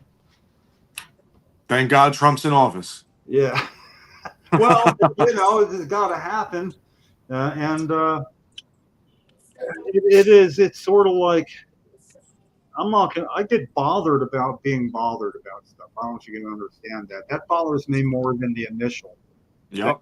And, you know, I'm finding that, like I just said, I didn't post anything on Facebook for several days. I'm really gravitating away from it, except when I can use it to gather my forces for homegrown and all. But I just felt the need to put that short statement up that goes up with larger print. And I wanted to do it on one line, so my post. So what are they saying? What is their problem with doing homegrown? What, they can't control the THC? No. The problem is real simple, and I bet money on it if there's a way to prove it. But what it is it all started when we voted on legalization, and it didn't include home grow in what was passed. And I can't believe so many people actually thought, because all the other states seem to be letting you home grow, that was going to be included. It's like if you live in New Jersey and knew anything about it at all, that was in question at the very least. So what happened is when it became everybody became well aware, there was a huge outcry by adults about everything else, the likes of which we never saw for medical when that got taken away in 2009. And now homegrown bills are not allowed to even be heard. But the reason they're not allowed to be heard is Scutari was getting bombarded by adults, Senate President Scutari, and he was having trouble dodging all this shit. Well, he outlasted and outran a lot of it. But the reason the home grow medical bills for medical home grow for plants, they're not getting an informational hearing even. He could stop a vote, not post it for a vote, but he's stopping it before it gets out of the gate, because almost all that would come out, the information holds true for adult home grow. A lot of the main concerns about patients don't supersede the concerns of adults. They're very much tied together at the hip. And Senator Scutari knows that if he starts talking about home grow for patients, that's going to get, the natives are going to get restless, and that next tsunami of complaint, and he can't defend that. But he did outlast it. Really, there's no, everybody let go. It doesn't smell like it anymore. And so anyway, I've always said, hey, adults, you want home grow? Band together. Let's make sure it happens for patients. Leave this over here, and that's going to advance it one whole. It's not even going to come next year to next. But Scutari's holding onto the no home grow for patients ropes as long as he can. And at some point, it's going to become obvious to him. I can pretty well guarantee it. That it's not just going to be without consequence eventually. Now, what is the consequence for home if you grow? What is the consequence? Well, you can get 5 years as maximum, even with a card. And Senate President Scutari petitioned Governor Governor Corzine to pardon John Wilson, an MS patient, 2008, convicted of growing 17 plants. He wasn't allowed to mention he was uses it for medicine. It was 2008. The law hadn't passed yet. But this is just before home grow got yanked out, and Senator Scutari petitioned the governor to commute or pardon John Wilson, because the same thing that he was doing is going to be allowed shortly for everybody that's a patient. Maybe not that many. And he based it on that. So he knew better, and he knows the effect of what the penalties can be. But, worse than that is it's inhibiting people who are going broke buying their medicine legally. And when they run out of money, they're not having it that they may have been able to hold, well, patients can't, Right now, an adult can give any other adult in New Jersey an ounce of cannabis. It says right in the law, So it's sort of like stuff can work itself out. But with patients, the clock ticks a lot louder for them. And after 4 years on March 9th, that these bills have not been allowed to have a hearing, that's kind of D-Day. March 9th, it's going to be a notable day. If the only ask right now is not allowed to be posted for a hearing, it's explain why it's not allowed. Just give a reason. And the reason he said the last time on with Brianna Venozzi on Spotlight New Jersey, the question was about medical, and he morphed it right into saying we need to get the program up and running first, and we can certainly, well, the medical program's up and running, and he's getting where it's going to be hard to dodge that. And when it comes right down to the fact that New Jersey was the first state to go without medical, being the 14th state, we went the other way, and it wasn't his fault. The fact that he did say we at some time in the future, he told me, other people present, that we can revisit this sometime in the future. He did what he had to do, and I agreed. Yeah, but to be where it is now, really, if it can get into a more digestible, simple form and people understand where that is, when he sees that coming, what did he say, Lefty? Maybe a strict program where only the sickest. Only the sickest of you will get your program or cancer. Yeah, I'm glad you're shaking your head. A dividing line. In other words, like, okay, cancer. Well, what stage? Stage 3 only.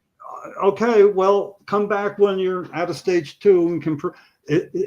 You can't do that. Anybody would know that, and it just shows how they did that. Jim, they did that. Remember when they paraded all the sick and dying people in front of the committee at the Veterans Memorial? Yeah. To add conditions. They were going to add more conditions. So all these sick people are going before the committee and like, I have this. Can I please have cancer for this? And I have that. Can I please have cannabis for that? And it's like dividing lines like that. You can't do it. Fucking sad. But it's a healthcare issue. New Jersey says so, and it's not just that it's being ignored; it's having consequences, and those are being ignored. So basically, the step that's, without even saying how and why, it comes down to he needs to have a Zoom meeting, and he needs to be able to discuss this, and that has to be worked out. That would set the clock back to 0 with me, because that's when things will start to happen, but he doesn't answer any correspondence from the Coalition for Medical Marijuana New Jersey. I'm co-founder of that, although I exist more with Sativa Cross now. My mom was sick with cancer. She actually passed away next month. It'll be a year. And she was in a lot of pain. And the only thing that really helped her was marijuana. So I'm happy that, it even got passed, but it's just crazy. Nick Scutari's mom has MS. And she's a patient, but she can afford it, apparently. It's not a case of how would he feel if she couldn't afford it and he couldn't afford it? And the thing is, unfortunately for me, when I had to afford it for my wife, it was back when everything was right somewhere between $300 and $400 an ounce, illegal, and no, couldn't afford it all the time. So whenever anybody said, how does it work? I'd say, first, let me tell you what it's like when it's not available, and it was at one point, I had to get her to roll her on her side to get her changed because she couldn't move anything. She's totally non-functional physically. It was all me. And again, it was going to cause her a crying pain on the left shoulder because that's the way it was going. And I was at my limit. And I'm like, it's going to hurt. I can't, but I have to. I can't, but I have to. And I remember saying, why am I the only one that has to hear you in pain? I'm not the one that needs to hear that. And she said, well, why don't you record it? Because I had a little pocket recorder so I wouldn't forget shit, And I did, and it wasn't long. And I didn't listen to it for years until I played it at a press conference Montel Williams was at in Trenton. There was like 4 of us speaking. And I had listened to it about 50 times to inoculate myself, so I could keep my shit together at a press conference. Anyway, and just to sum it up, what happened was that I explained how our Department of Health was saying there's stuff that works as good or better than marijuana for everything it's purported to work for. And I addressed that by saying, here now, in her own voice, I think Cheryl can, in fact, disagree with that. And then I explained what I just explained about the recording. And when I played it, it was like, oh, like a wounded animal. And then me going, quick as I can, almost ready. The whole place burst out in tears. It's what opened doors, and that is going to be something that's going to probably have to happen. And it's going to take somebody, a benefactor that gets it, to say, listen, whatever they need, people that want to get there for that March 9th or whatever, it's so sad. That's what it's going to take, because it almost has to be in person, except Lefty has a really good rudimentary how long are we going to have to wait video with about how many, Lefty? 28 different patients? Yeah, about 20. Yeah, quite a few. And it's interesting, and it is moving, but it was just the first try getting people together. And something, it has to be more like that. We need more patients to make videos like this. We need more people to give a shit about it. There's adults that were ready to kill for it. They know this is the case. I don't mean to sound a little sour about it, but patients could use a little help from people that know better and people that know how it's affecting their finances as adults. It's all about the recreational cannabis. They made $2 billion this year on recreational. That's all they care about. They don't care about wheelchair access for disabled vets getting in the dispensaries, though. And how do you protect that? By not having a patient bill blow this thing, this simmering, get it to a full boil again. And eventually that has to happen. It will. Between now and 50 years from now, it's gonna happen. $2 billion. Is it going to take Schedule 3 first? I don't know. But I know we're not doing enough, and it's sort of like there's not a lot that can be done. I get that. And I'm the one that's supposed to come up with ideas. I'm the one that the coalition relies on for ideas. That's why they're writing a letter, sending an email to him once a week now. It's pretty much just to get him to ignore. He's going to ignore whatever he writes. So I said, doesn't matter what we write. Short. Boringly short, to a point. I gave an example. They got back to me and said, well, could do this or hey, do whatever you want. That's the template. Get it out. We get it out once a week. And although it comes with a date, time stamp in email, to put right in the text, like the old days, the date in the upper right-hand corner. And then a week later with a new date, same message. Oh, no, he didn't get back? No. New date, resend, new date, resend. Eventually, that starts getting long, and the recipient's going, That doesn't look good. Uh-huh. Yeah, that. So, it's all these little things, but it's protecting the revenue that our Senate president is responsible for getting into New Jersey's treasury. What do you think that does to his? People are going to still buy it, even if people but- home grow. They're going to still buy it. Scutari getting that in makes him a bigger power player in Trenton than he's ever been before. He says, people call me the godfather of cannabis. Ha, ha, ha. If anything, it'll make it more affordable for people that actually need it. There's all these great reasons, and they would come out at a committee hearing. And this is a committee hearing where senators for and against would get to ask questions of the people giving testimony who come for and against, and it's probably only 2-1 now against. It used to be even.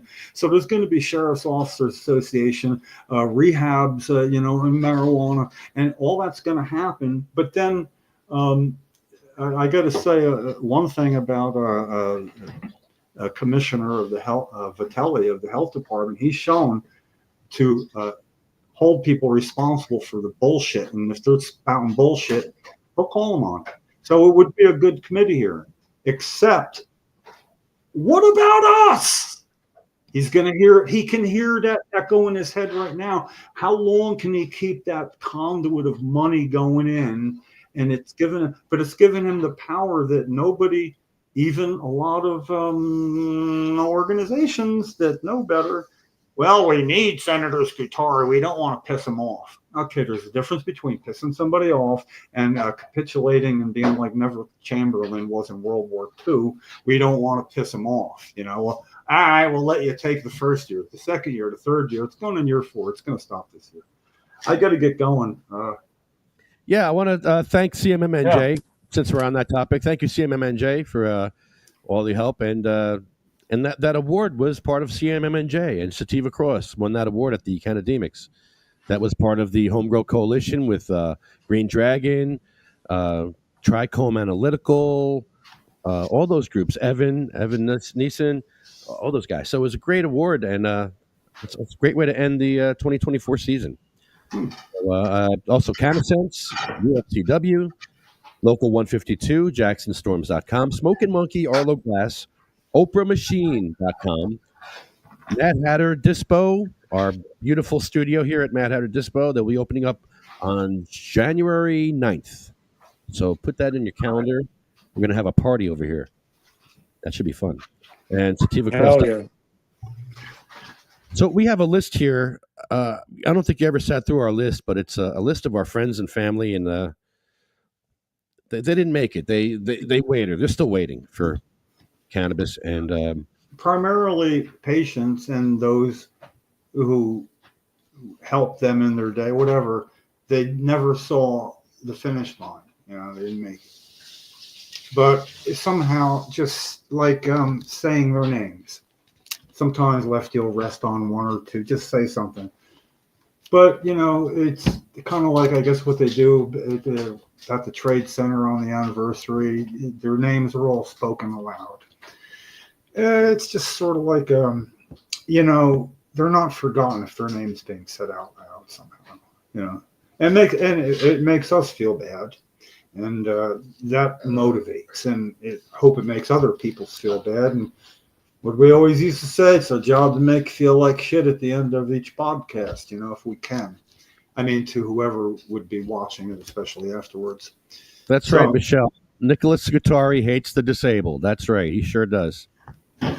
We don't even have disability access to dispensaries. If he loves the disabled vets so much, how come disabled vets can't get into dispensaries? And some of those dispensaries are in urban enterprise zones. So there's 3.5% tax breaks in those urban enterprise zones. So if you're a disabled vet, you can't get that same tax breaks as able-bodied people. So you're getting double taxed because they just raised the taxes. Before I forget, good question for him, not for us to ask, though. How about vets that aren't able to grow their own, and they're not allowed to have guns, and all, like, okay, never mind, grow their own, but what do you think of that? In other words, got to inject veterans into this again somehow. You know, Disabled vet, 5 years in jail for growing. You think there aren't veterans that can't afford their own and would grow if they could? They are growing. They're growing in stress. Yeah, but we can't do it so overtly as we did before. You know, They're living in fear again. yeah. Well, it's a third rail. You don't mess with adults. You don't mess with children, especially babies, and women in general. There's certain third rails that, politically speaking, you want to be careful not to look offensive, and that's where Lefty helps pull the mask off now and then. Shamelessly. All right, get this list out of the way. I can go feel bad, get it over with. And well, you talked about Cheryl already. Cheryl was your late wife, and she's the reason why I really got more into activism, because when I met Cheryl, I just wanted weed legal so I could smoke weed, because I thought the government lied to me, and all that. I agreed with, the government lied. They said heroin was as bad as weed, and I didn't believe them after I smoked weed. So I knew that. And then I saw, and I thought weed helped cancer patients because it gave you the munchies. And that's as far as it went with me. I didn't know anything about the endocannabinoid system. I didn't know anything about how Cheryl Miller was able to get her arms from being stiff like this, where she couldn't move, and then Jim would give her weed, and she was able to move her arms, and Jim could exercise her and stretch. And she went to the State House and did an illegal test, announced in the Star Ledger 2 days before that she'd be committing an act of civil disobedience, which was drinking a tincture. There was a cannabis tincture. They watched her be this stiff, and then be really loose and smiling and having a Put her in jail. And then they watched it happen, and then the police refused to accept it because they didn't want to complete the test and verify what did it. Because with MS, it's not of the cerebral cortex. It's not like you think you have spasticity. You have it or you don't. And when you can't move limbs by yourself and they move, that's spasticity. So the difference was striking, And, that was October 10th, 1997. So, all this what Lefty's talking about go back a long way. And most of the list, though, is just people that came to podcasts, people that we knew that helped, that did stuff. And there's enough where it's just one name after another. Feels good. Put her in jail. Yeah, but it's just one name after another. And I can't absorb all of them. It's just like getting it back and forth. And I'm okay with that, because it helps me get things done and feel that way, and I really hope I can stop doing this on purpose someday soon. This list is going to end, dude. It's going to end soon. Sabina Rose was a 15-month-old baby, had a 25-hour seizure, waiting for her medical cannabis card in the mail. Died. Yeah. She had she had a tough position her parents were in, because do you give your kid cannabis illegally, and then if they find out, they take your kid away, put him in a foster home, or do you wait? Horrible decision they put these parents through.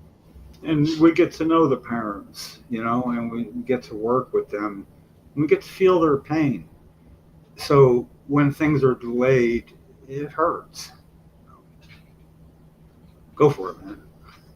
Diane, Gracie, Cindy Mae, Marie, Jack, Joan, Randy, Polly, Bill, Chad, Jeremy, Colette, Matt, Troy, Russ, Roger Barber. Stop there for a second. This guy, for his daughter to have cannabis used in school. His daughter had to leave school 100 yards away to use cannabis and go back to school. And she needed it for a lot of different reasons. And he was a lawyer. And he fought for her daughter.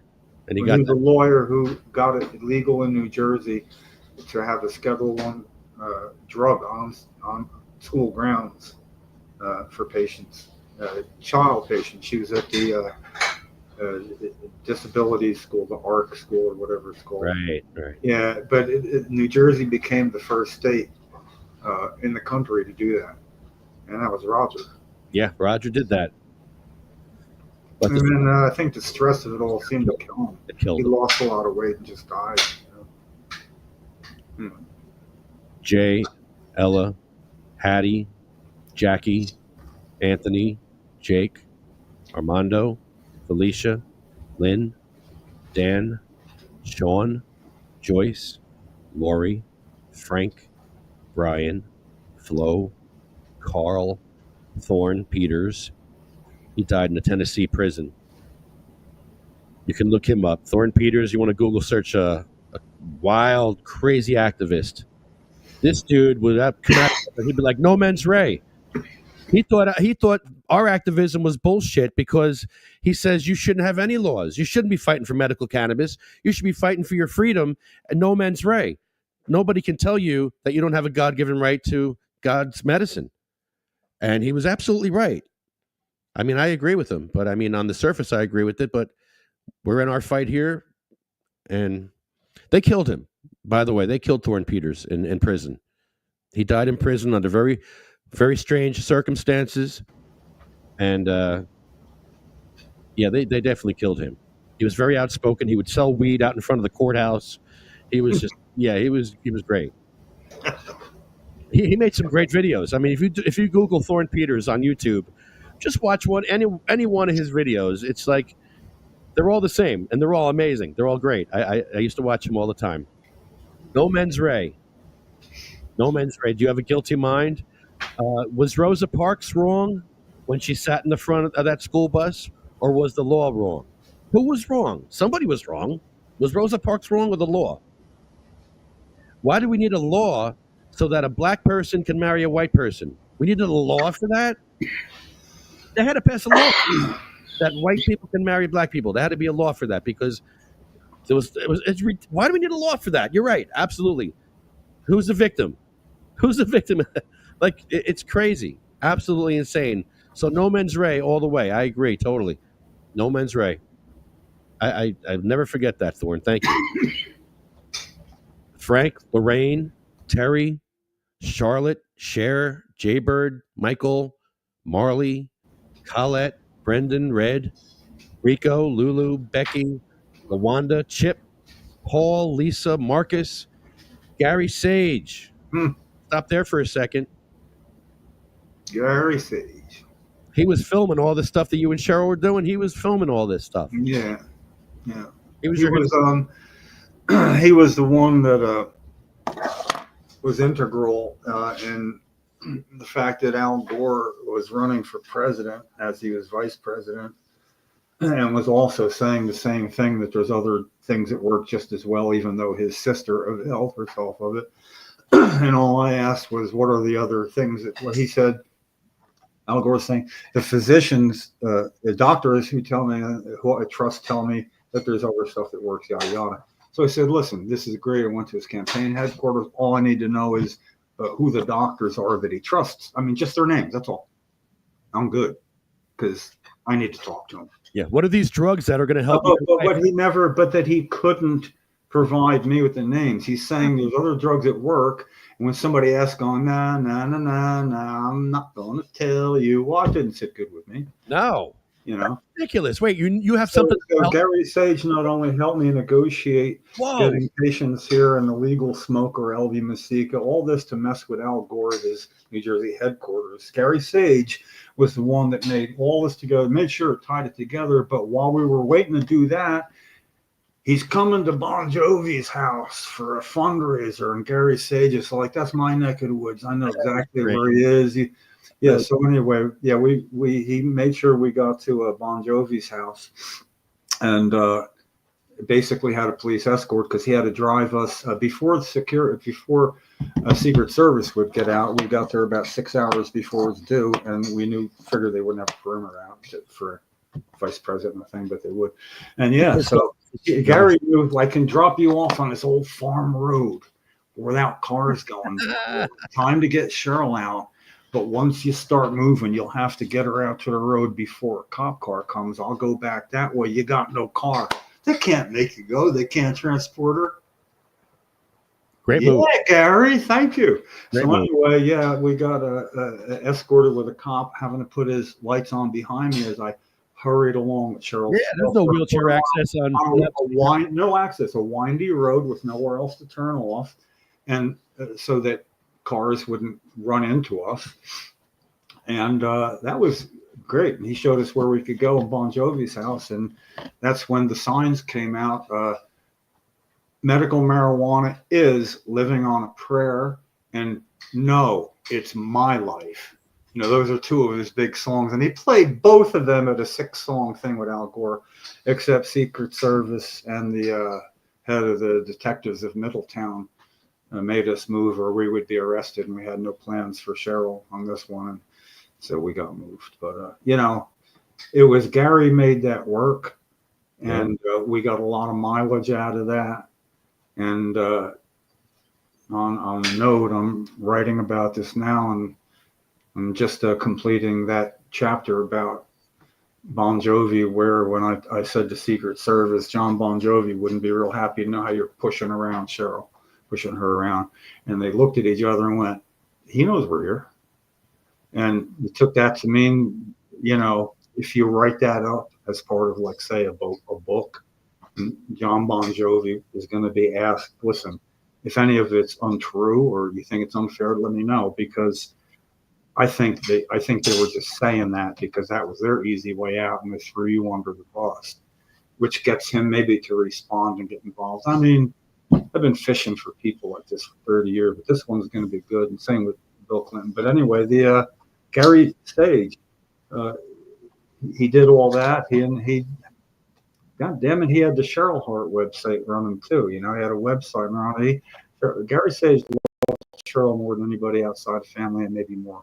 Shout out to Gary Sage. Yeah. I'm sorry he's on our list here. He not for long. He just put on the list a couple months ago. Yeah, it's just recent. Yeah. So 2024. And our last name is Jeff Oakes. He was our first president of Sativa Cross, and he would go to council meetings and fight for his rights with stage 4 cancer. And he would take part on Zoom meetings from his deathbed, literally from his deathbed. Yeah, literally. So, yeah. Thank you, Jeff. And have a happy new year, everybody. And yeah, on that note. you all. And yeah, there we go. Go right back to it. I hope you feel like shit. Now, happy new year.